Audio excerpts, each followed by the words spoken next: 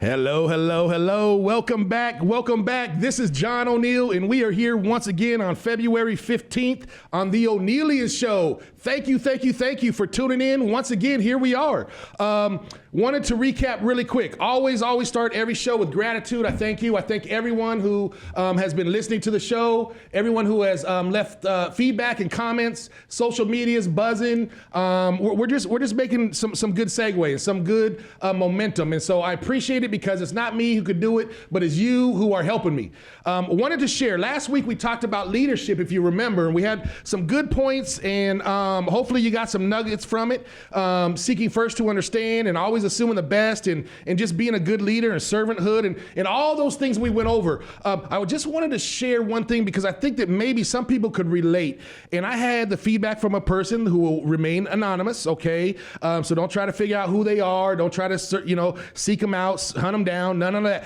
One person left me some feedback, and I'm gonna share it with you. They told me, and I'm reading verbatim, for years, I quote, they told me, for years they have been working their butt off, going over and beyond for different agencies and people who described within our lecture as bosses. For years they had been working for bosses. Then they said, I have always strived to meet the expectations of every place, but really never was appreciated or mentionable unless expectations were not met. How many people have worked in a place or gone to a place or participated in anything where it felt like just no recognition was coming unless something was going wrong? Who likes that type of environment? So they continued and said, you are so different as a leader. I count on you to mention the good, the bad, and the ugly, but appreciate the effort regardless of the outcome. And that's, remember what we talked about. The outcome is what I'm looking for, right? Effort, willingness, very important. They continued and said, you always encourage and challenge better and greater. You have communicated with worth. You've communicated my worth potential so clearly to me that I have become inspired to see what else I have to offer to continue to help you flourish in your vision and not feel taken advantage of. Thanks for being an amazing leader. So it's not about me. What it's about is the principles and the practices. What it's about is being coachable and teachable. What it's about is having work ethic. What it's about is remaining humble, right? And so that people around you could appreciate what you're doing. It's not, again, you know me. I'm on the sidelines. I don't want to be in the spotlight. I don't need, that's the key word is, I don't need to be in the spotlight. True leadership is guiding the people, right? True generals, they may be behind the side, not on the front lines, but they're guiding the troops, okay? They're edifying people, they're empowering people. And so that's what we wanted to do. And that I thank that person really for just taking the time. I had a 30-minute conversation with another person who the leadership show just kind of sparked some things that they hadn't thought of before. So all those things, that's what we're here for. We're here to help. We're here to spark momentum inside of you. We're here to draw out your inner lion. And so in that theme, right, I've got another special friend with me today. And I hope that he'll give you something, a nugget or two like we do here, because I'm bringing all my friends in, all the people that I know, anybody who has ever cross my path, right? We know that it's not an accident. Nothing is accidental. It's all has a purpose. And so this person right here, this man, this friend of mine right here that I'm getting ready to introduce, he and I have a unique friendship, and some of you may be able to relate because he and I haven't really done a whole lot collaboratively, right? We met as our paths crossed. And as we continued for a few years, we just checked in. We saw each other on social media. We touch base every once in a while. We may have sat down when we first met for one coffee session, right? And that's really it, okay? But the point is kindred spirits, connection, energy, right? This man is someone who I've watched, and he has a heart like I do. And so by that connection, okay, I call him my friend. I call him my friend. He has something to give you today. And so without further ado, I'm going to introduce my friend. His name is Al Gleason, and he is the curator of nonsense. Curator of nonsense. Yes, sir. Before we get into, I know you got a story and you got stuff to tell us, but yes. Where did curator of nonsense? That's very unique. Where did that come from, and how does that inspire you? Yeah, so essentially the core of that is nonsense, typically success principles, Yes. that people tap into, Correct. make nonsense to most people. Ooh. And that's where the curator of nonsense came from. Okay. As I studied leadership, as I studied the people that I admired, the things that they did not make sense. Many times it was the opposite of what we think is the right thing to do. And so that's where that came from. And so part of my vision is to introduce that nonsense to people. So they'll have their own nonsense and they can achieve the success that they want to achieve in their life. Absolutely. I love that. Curator of nonsense, Mr. Al Gleason is here with us. Al, tell me, we talked about just coming and helping people. I know you have a heart to help people, and we're going to get to what you're doing today in a minute. Yes. But before we do that, tell us something about your journey. I talk about journey and awakening and just how we go through the evolution and learn and fail and the pain and the blood and the work ethic. And I know you've got a story. Tell us a little bit about how Al got to where he's at. Well, I grew up in Midwest town, St. Louis. Oh, sorry to hear about that. STL, Okay, you know what I'm saying?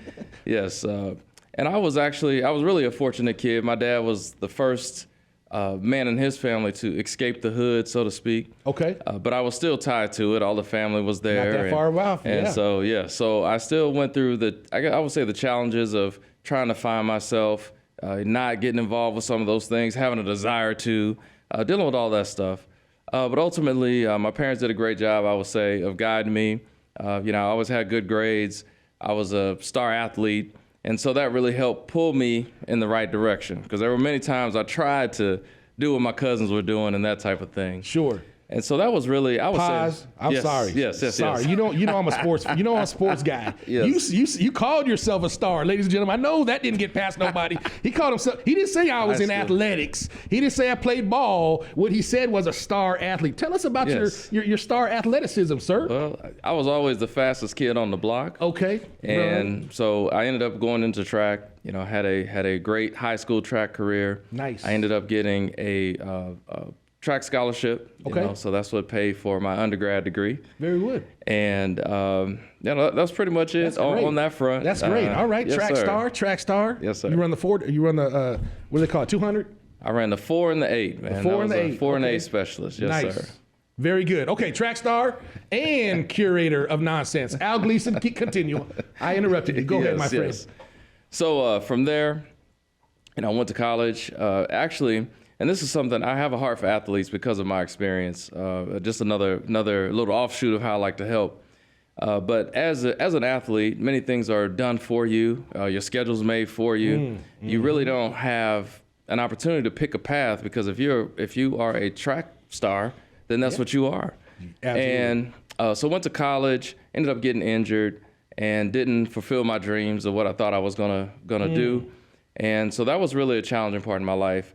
A lot of athletes deal with depression and not knowing who they are. And this happens on every level, by the way. I'm sure you've probably heard some of the stats with NFL players and things like that. And so I had that challenge myself. And it was really in silence, because when from the outside, when people look at you and it looks like your life is great and you're supposed to be the man and these types of things, it's hard to, at least it seems like it's hard to talk to anybody. And so I went through that challenge. And it really lasted for some years, trying to find myself after that. Dealing with the disappointment of not doing this thing professionally and all that stuff. Right. And did you feel like a failure at that time? I did feel like a failure at that time in many ways. Yeah. It was because I had this goal. I knew I was capable of, all these things. Yeah. And it didn't pan out the way that I planned on. Yes, sir. Isn't life funny like that? It is. How many people has their life not panned out the way they planned it? Yes, absolutely. Yes, sir. Go ahead, my friend. The beautiful thing is, and that I learned pretty soon after that, is when you have those type of situations, you got to learn the lesson. Learn the lesson from those situations. Okay. Don't beat yourself up. Yep. Don't stay depressed, right? You got to go through. Yep. Right? Okay. And come out the other side better if you can learn those lessons. Absolutely. And then don't do the same thing you did last time to get in that situation. Repeat. Absolutely. Yes. Okay. So from there, I got into corporate. I had a marketing degree, and I put the quotes on that because I rarely really did anything that was marketing. You know how that goes. Sure. Degree on the wall. I got you. That's exactly right. And so I went from there, bounced around a couple places, still trying to find myself, right? Because this is not really what my passion is about. And so ultimately, I ended up leaving corporate America, started becoming an entrepreneur, And, the rest is history from that standpoint. Now, Yes, there's sir. plenty of other lessons from there, but I know Yes, sir. we'll dig into some of that in just a minute, I guess. We need a series of shows to talk Right. about starting entrepreneur and what that means. Yes. Absolutely. Okay. Fantastic. And then tell me a little bit about your family life. Family. So right now I have married. Between my wife and I, we have 7 kids. Good Lord. Yes, you got a full we have squad 7. plus yes, the bench. That's right. That's right. We can take over any park and hold it down. You know what I'm saying? And so so I'm doing that. So I'm also I'm a head coach, or not a head coach, but I am a coach of my kids' club track team. Okay. Still involved in track. Still involved in track. Love it. Got some fantastic off-seed that's doing their thing already. You know what I'm saying? Offspring. Sure. So still doing that.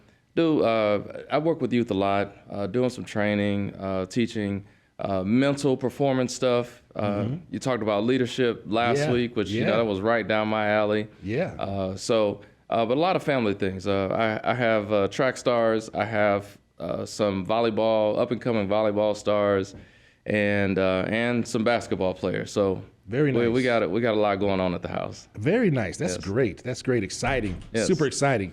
And you know, my wheels just turn. Some of the lessons that you learned when you were in that position, right? Now you have some of your own offspring coming up, right?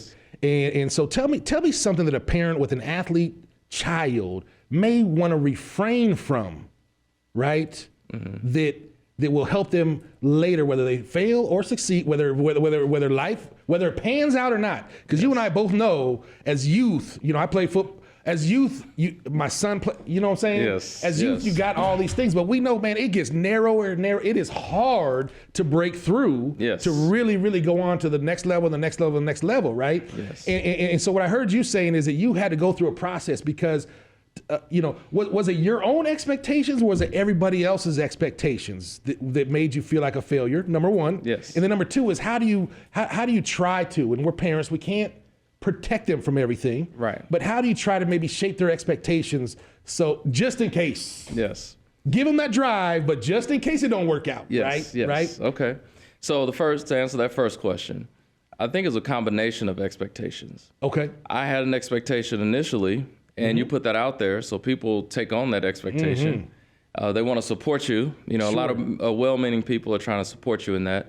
So I would say it's a combination of that. Yeah. You also generate expectations based on what your capabilities are at that given time, right? No doubt about it. I'm this fast now. I should be at this point doubt later. about it, right. That type of thing. So it's a combination of all of that. And leading into the next point, it is heavy. It's heavy, right? And but leading to the next point, you have those expectations, and they're typically based off this end result, right? Sure. We don't focus on the process. Yep. We don't focus on the principles. Yep. Right. We typically only focus on the outcome. Yes. So you talk about parents right now, I would say don't worry about winning right now. Okay. All right. Play the long game. Yep. Work the process. Teach the work ethic. Teach the skill development. Teach the mental aspects of this thing, right? Because humility still. Yes. Even with your abilities, you got to still be humble, Absolutely. right? Absolutely. You have to be humble. You have to be disciplined. Those types of things. Sure. And don't worry about what's happening right at this moment. Okay. And the reason why I say that, a lot of parents, they'll come up to me, Coach, why isn't little Johnny doing this week?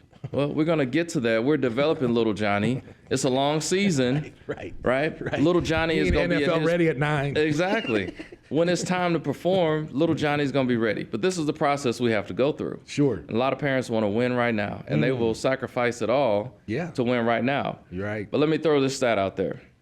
89%, there was a study done, 89% of all child phenoms do not go on to do that thing that they were a phenom at. Right. So we're talking about the best of the kids. Right.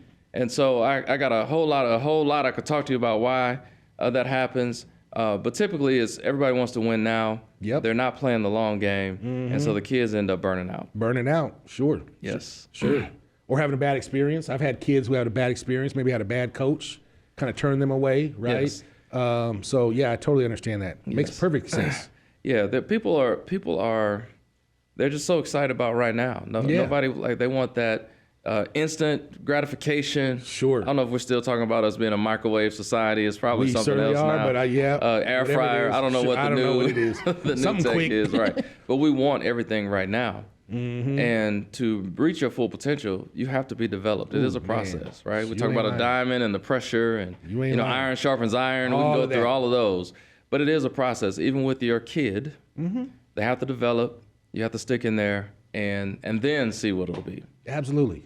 And if you work the principles, even if you don't get the actual end result that you were hoping for, the foundation will still be there. Foundation will still be there. You have an amazing kid. You have an amazing person that's going to go on to do great things. That's awesome. Thank you for that. And what else could we want as a parent? We just want an awesome child. You know what I mean? We just want an awesome human being. That's right. Very good. Very good. Okay. Journey and family and so tell me, give me something. Give me something to chew on. Awakening or something painful, some dark time, or give me how we all go through it. Yes. So tell me about Al in one of his moments where he made it through and saw the light on the other side. Okay. Well, one of the things right now, I do a lot of work with mental performance. Okay? I work with athletes on that. I do work with executives doing that. And so personally, I went through this time after going through some of the things I shared with you. Yep. And now as an entrepreneur, and you understand how the ups and downs of that are, it is very easy to succumb to the pressures of, I'll say society, right? The norms of society, doing things the way everybody else expects you to do it, the way it should be. The path is laid out for you. Go to school, get a job, those types of things, right? Yep. Exactly. And so here I am at this point, and I have the degrees. I've done what I've done athletically, and I'm still not feeling fulfilled. So it was at that point where, and really, some people who are in the Phoenix area definitely know how the crash happened with the mortgage industry and the housing industry and construction and all those things, and I got caught up in that. So it was that was another very difficult time for me, because here I am with all the degrees and all these things, and I literally couldn't even get a job. Right. Because of my involvement in real estate, involvement with mortgages, those types of things. And I got all these credentials, and no one they wouldn't even touch me. And so a very trying time. And another time where I was beating up myself, trying to figure out how can I have done all these things and be this person. Right. And I still, the right I'm here. things. Yes, you do all the right things. All the stuff. And you are still here. Wow. So one of the big lessons it taught me is not to be judgmental. Okay. It is easy for us to look at other people and be like, he didn't do the right thing, or he should have did this, that different. Yep. So that was something that really hit me hard in that time. Okay. But the other thing was beginning to work on your mentality, your mental, right? I love that you start your show with the thankfulness. That is so critical, right? To set the table for how you perceive things, how you think, how you go about your day. Critical, yes, sir. But also having a proper perspective on the situations that you're in. I think you mentioned to me, we were talking one of the TikToks that I did. But a lot of times our perception, or I'm gonna say wrong perception of things, really messes us up. Right. So we have a tendency to generalize when we see a situation.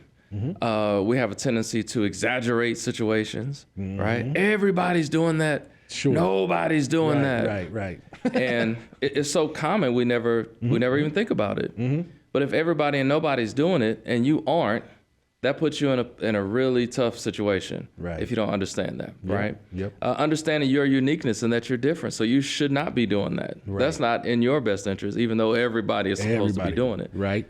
And so during this time, this is when I really started to work on my mental.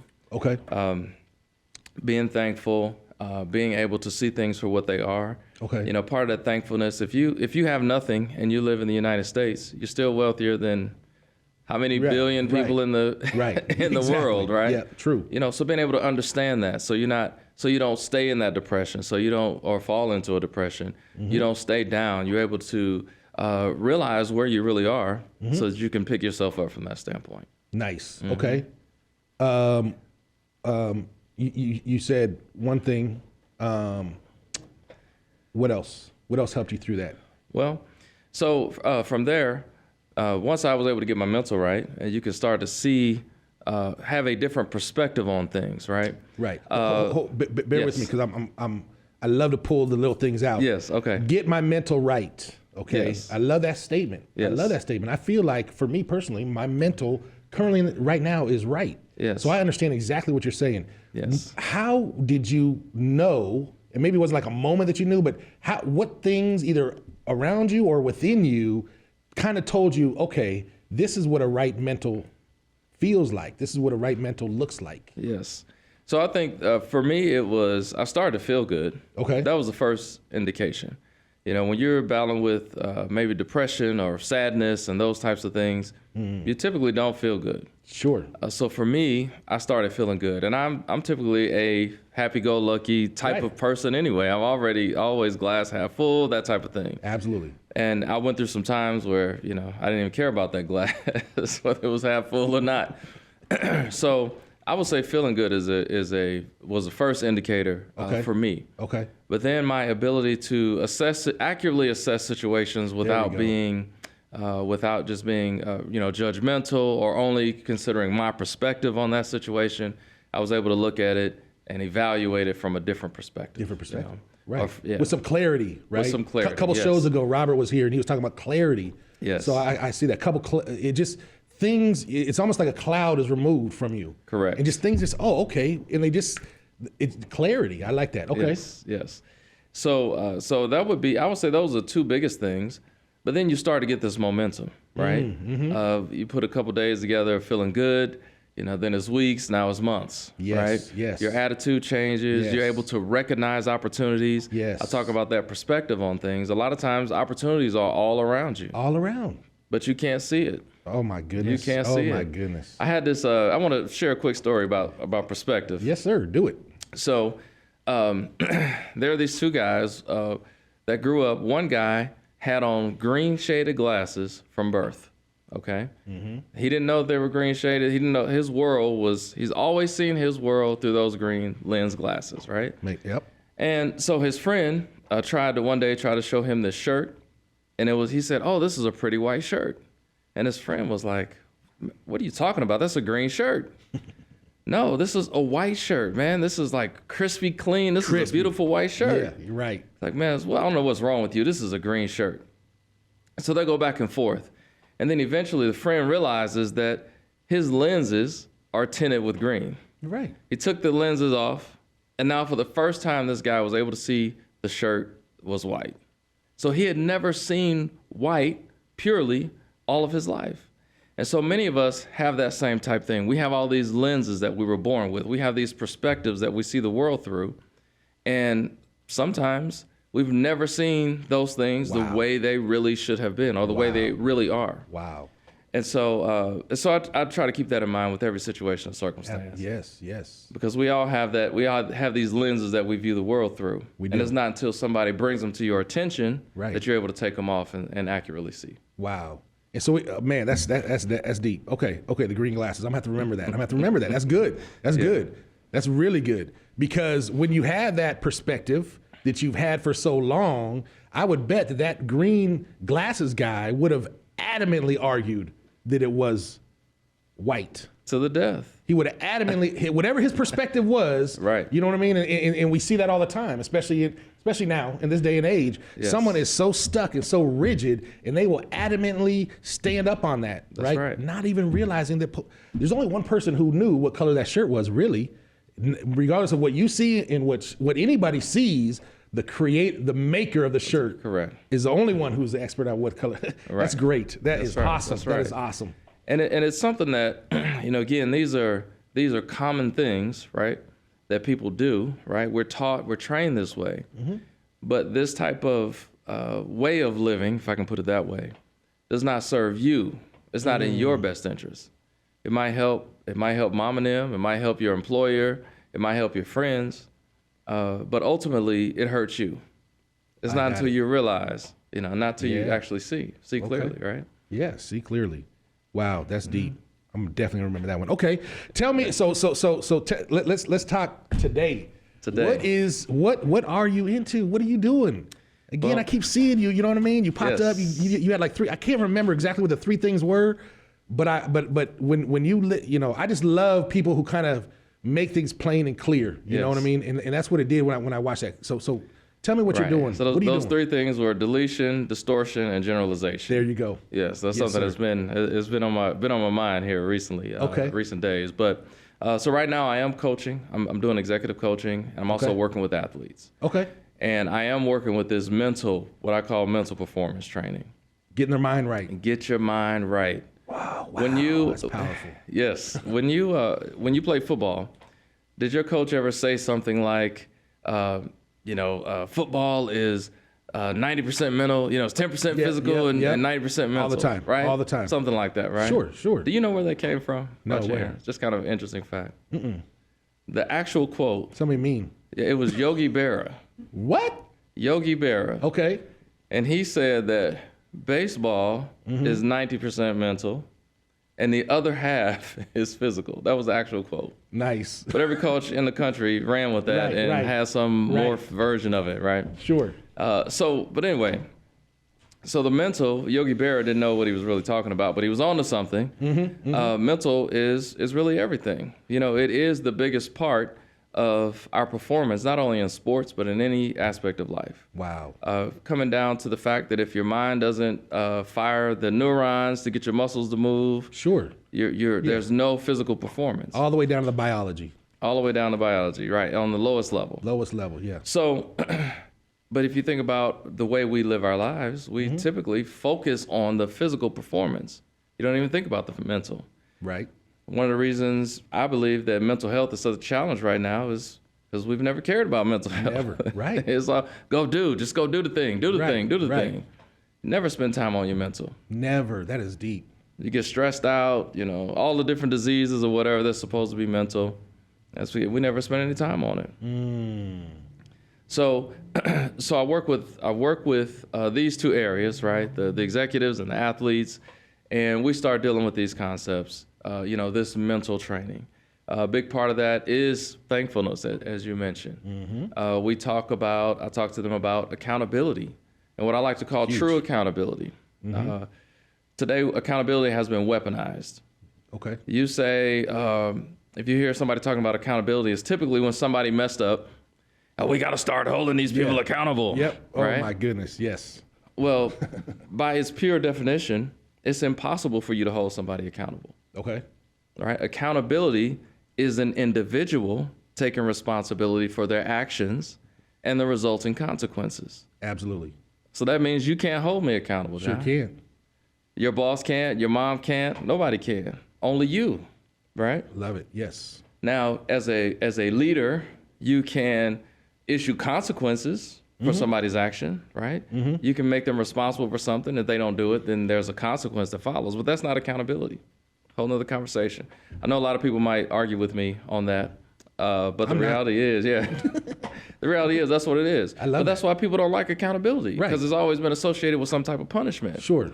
But when it's just you owning up to your thing and you're going to be responsible for the consequences. By the way, rewards are consequences for right action. I say that all the time. Yes. We use the word consequence as such a negative, derogatory term. It's not. Exactly. It's the end result of. It could be positive or negative consequence. That's exactly right.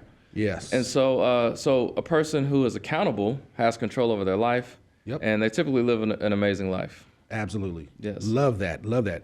Okay, so talk to me really quick as we kind of wind down a little bit. Yes. Al Gleason,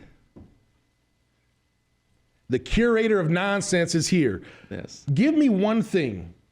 You said thankfulness. We got that one. But give me something else. One thing, and I'm talking about in the executive realm.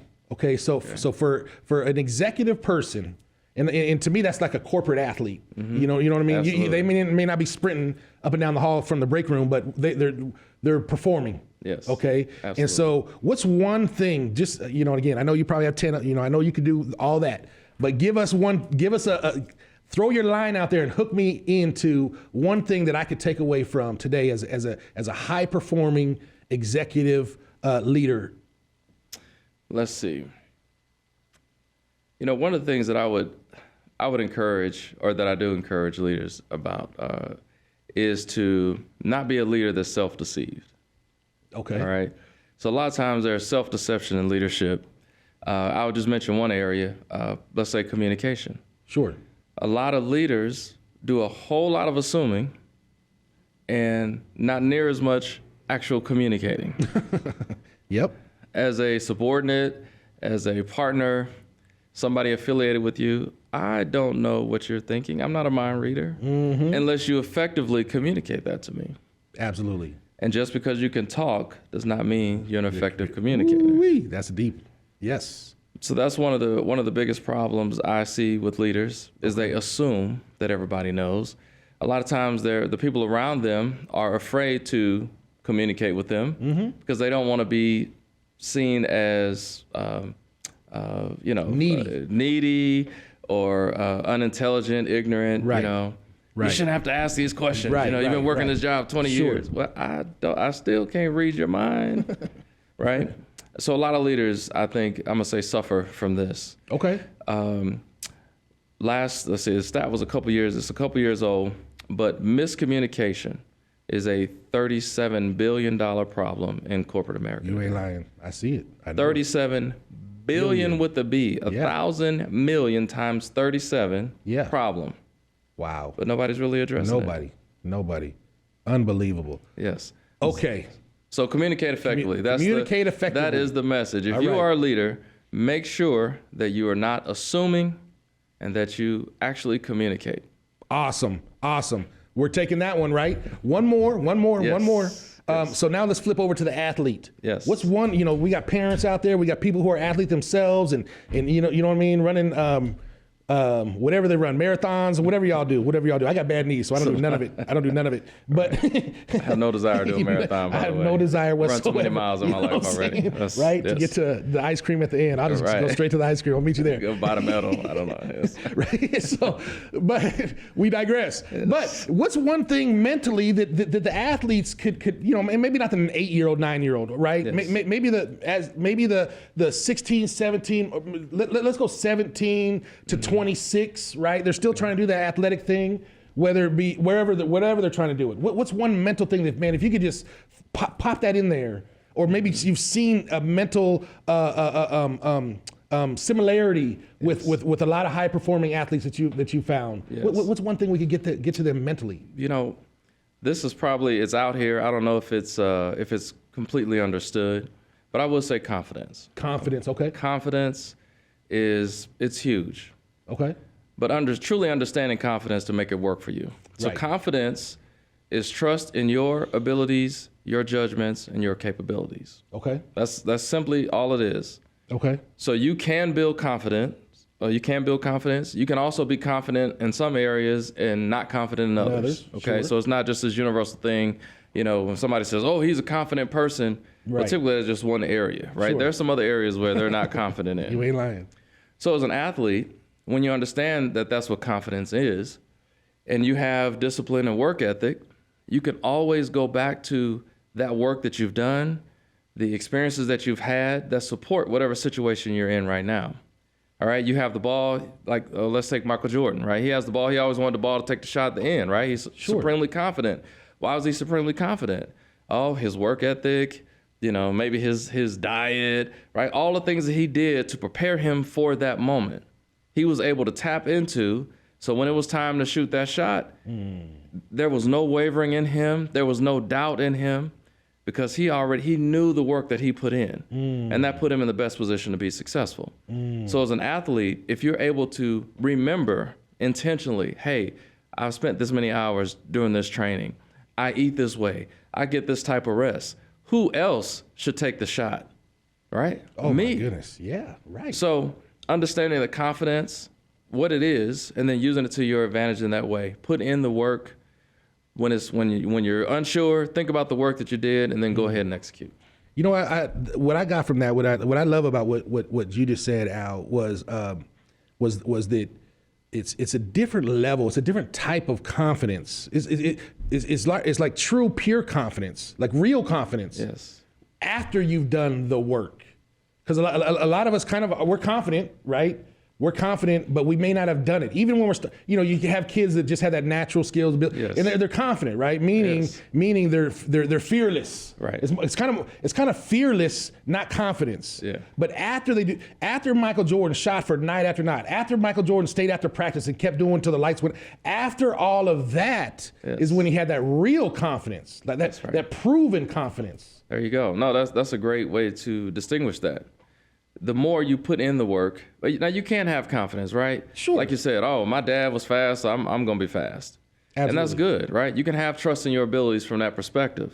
Right. But the way you grow your confidence, the way you continue to make it rock solid is to put in that work. Put in the work. Yes, sir. Yes, I love sir. that. I love Yes, that. sir. I love that. And now let me ask something else too.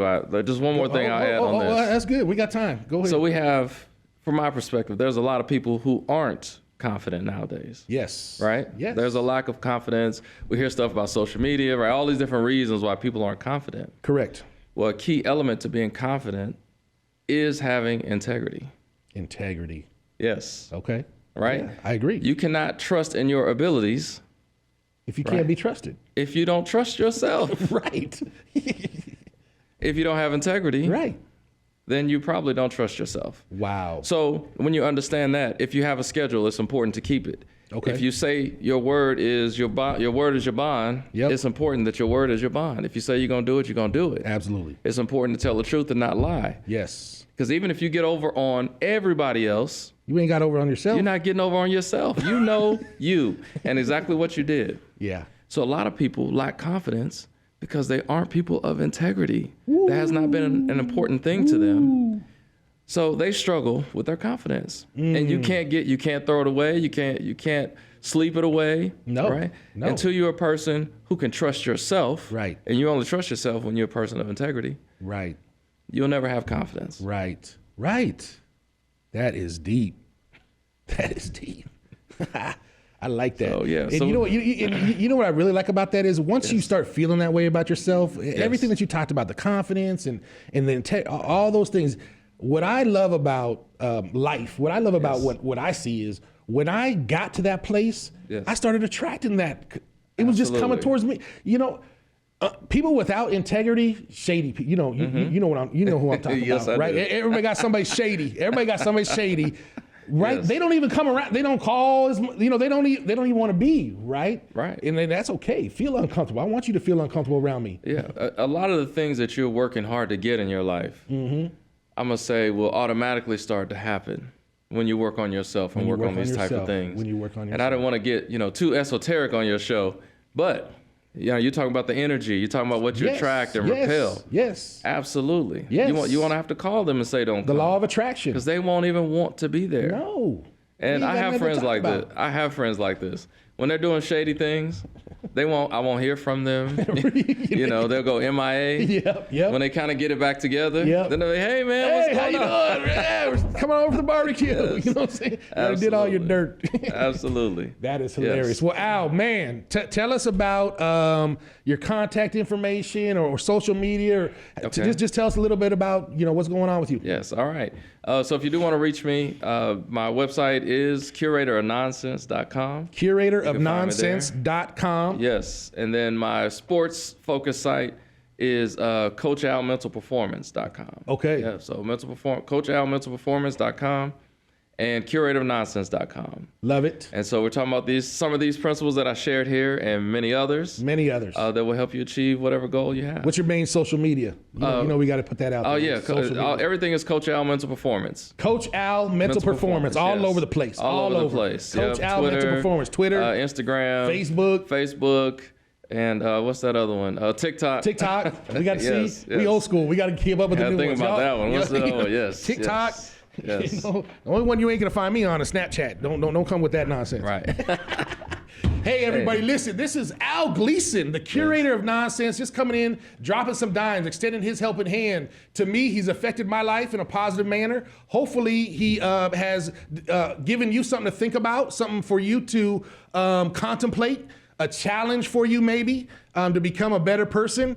And so, Al, I just want to thank you, brother. All right. Thank you for having me, man. Absolutely. Absolutely. Man, the Onealien Show. We've got guests all the time. Today it was my good friend, Al. And I told you, man, I got a whole world full. I got a whole world full of people like this man right here.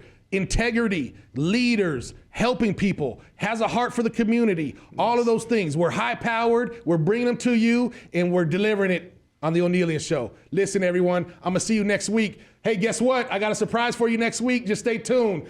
I don't know where I'm gonna be, but I'll be here with you no matter what. Al Gleason, thanks for coming by.